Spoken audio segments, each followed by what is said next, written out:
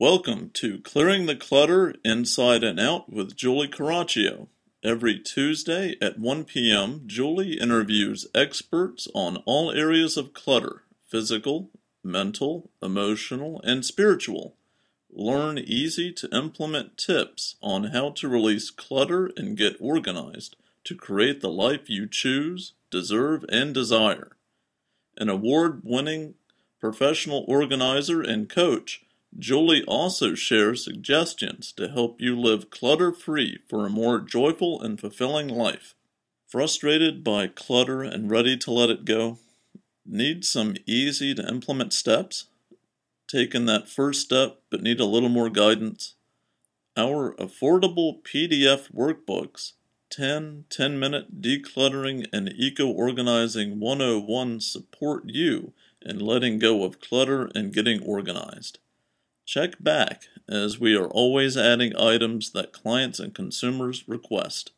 Learn more at reawakenyourbrilliance.com. Hey everyone, today I'm going to talk about common mistakes people make when releasing clutter and getting organized. Probably the most common mistake I've seen is an unrealistic expectation of time. I have had clients who watch TV shows and think that it'll take a lot less time than what they see on TV. Not so, it takes time. Hoarders is a great example. People say, in an hour with commercials, they got that whole house clean. And what they don't see is the 2 weeks beforehand with a team of people helping them let go of clutter. Especially if you've never cleared clutter, or it's been a while, you might have years of stuff you've accumulated. Rome wasn't built in a day, and the empire certainly didn't get destroyed in a day. It won't get taken care of overnight, even if you hire someone. I'd also say that, depending on where you are, it might be difficult, and that will slow you down. It's been my experience, the more people release clutter, the easier it becomes. My first ever professional organizing client was a whole home decluttering and organization process, and she was great. She's one of my favorite clients ever, and we're still in touch today. But when we started, it was very difficult for her to release anything. But as we kept going, it became easier for her. And I would get these emails in between sessions. Oh my gosh, I let go of this today. So don't get discouraged if at the beginning you're being challenged on releasing things. Know that it's a process and allow yourself that time.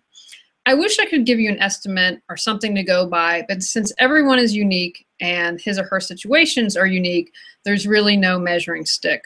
The first couple hours you do something, or if you're working on an area or a room, it's going to give you a better idea. And again, the more you do it, I found the easier it becomes. Another mistake people make is not tackling at a good time, especially if this process is difficult for you. Do it at a time when you have your highest energy to reduce stress, and address when you're clear-headed and have the energy to take the time to do it right. I'm not a morning person, so I wouldn't do any decluttering or organizing bright and early. Not being in the right frame of mind. You usually want to make major decisions when you are clear and can focus, not under pressure or after a major distraction, such as an illness. Organizing and releasing clutter is all about making decisions, so you want to be in the best frame of mind when tackling. Don't start the process if you're under a lot of stress. Now, that can turn into procrastination and avoidance, but that's not the subject for today. You wouldn't want to start this process the day after you had a baby, but maybe after a few minutes when you've adjusted, you might be ready to tackle.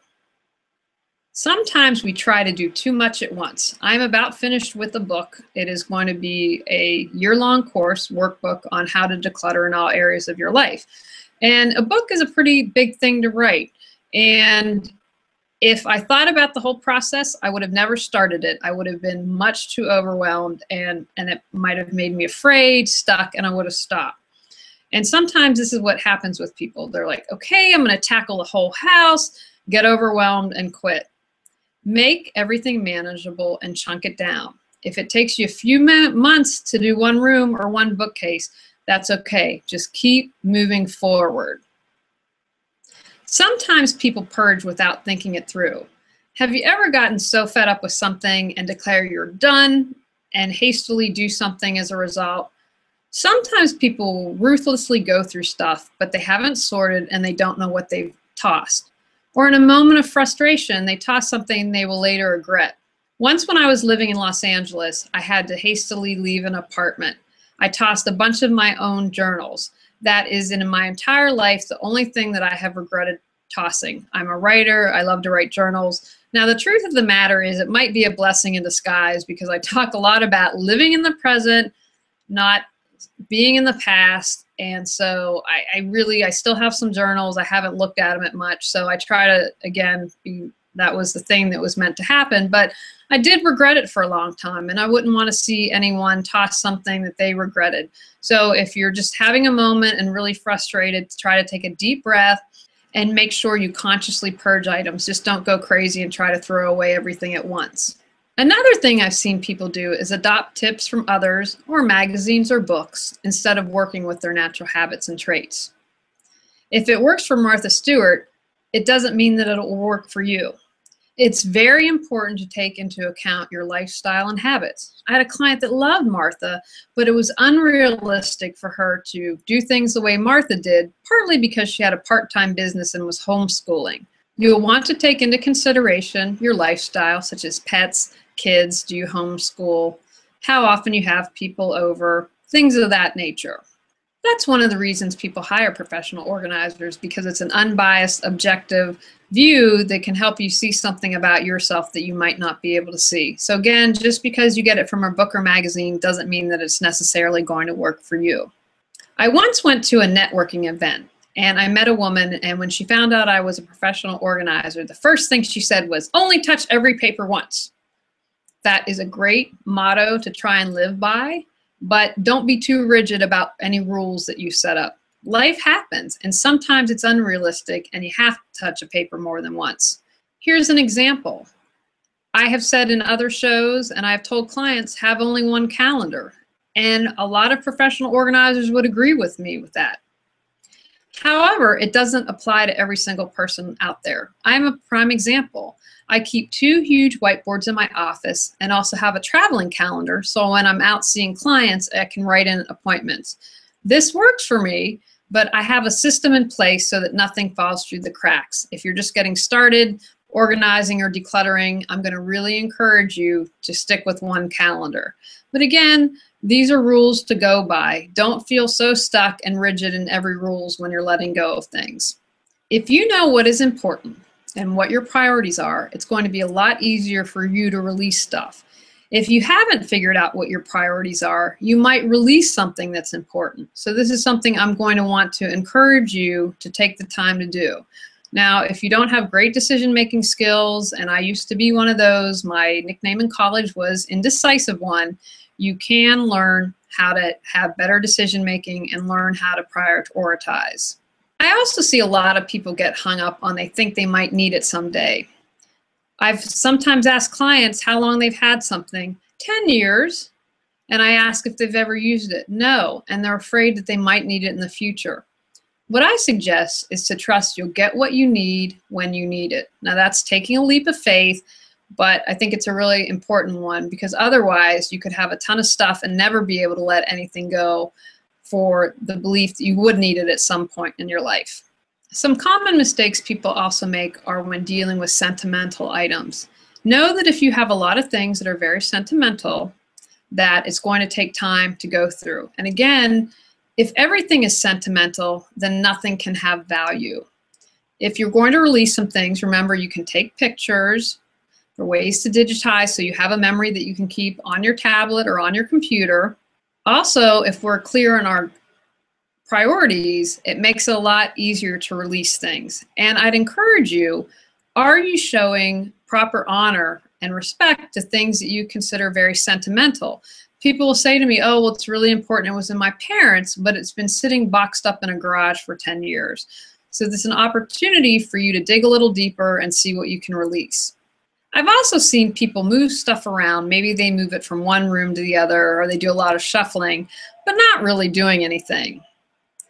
Again, this is a great opportunity. I always encourage people to dig deeper if they're able. Why are you shuffling? Why are you just moving around but not doing anything? Are you feeling overwhelmed? Are you afraid? Is it because you cannot make a decision? Or are you avoiding something? Look at this as a gift and something that you can learn about yourself. Another mistake I see people make is not measuring. They go out and buy containers without measuring and knowing what and how much they're going to store. I've learned from my husband to measure twice and cut once. I once had a potential client call me up and she wanted to hire me. Her first item of business was for me to just go out and buy a bunch of containers without having seen her place. This is going to probably cost you a lot of unused containers, or at least a trip back to the store to return everything. So take the time to measure and do it right. You'll want to measure what you're storing, for instance, CDs in a basket, and where the basket is going to go. Measure if it's going to be stored on a bookcase or on a deeper shelf. I'm also a big fan of repurposing, and you might have containers around the home that you use. A lot of times we get clear plastic bags for shower curtains and for bedding.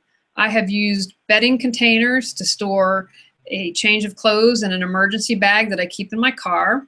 I've used little shower containers to keep extra computer cords. They're clear, you can write with a Sharpie and see everything that you have. Finally, the last mistake I've seen people make is not asking for help when you need it. We all have our skills and strengths. If decluttering and getting organized aren't yours, considering asking a friend or seeking professional support. I hope these tips have helped you, so if you're getting ready to declutter and get organized, you'll see some common mistakes and be able to stop it before it starts. All right, everyone, go out, clear some clutter to create the life you choose, deserve, and desire. Frustrated by clutter and ready to let it go? Need some easy to implement steps? Taken that first step but need a little more guidance? Our affordable PDF workbooks, 10-minute decluttering and eco-organizing 101 support you in letting go of clutter and getting organized. Check back, as we are always adding items that clients and consumers request. Learn more at reawakenyourbrilliance.com. Thanks for tuning in to Clearing the Clutter Inside and Out. Sign up for our newsletter and receive a free copy of 10 clutter-free living tips. Ready to create the life you choose, deserve, and desire? Learn about Julie's coaching, ebooks, online monthly decluttering classes, how to organize your life, office hours, and her unique clutter-free living mastermind at reawakenyourbrilliance.com. You can also watch all episodes on YouTube or download on iTunes and more. Join us next Tuesday at 1 p.m. Remember, the journey of 1,000 miles begins with one step.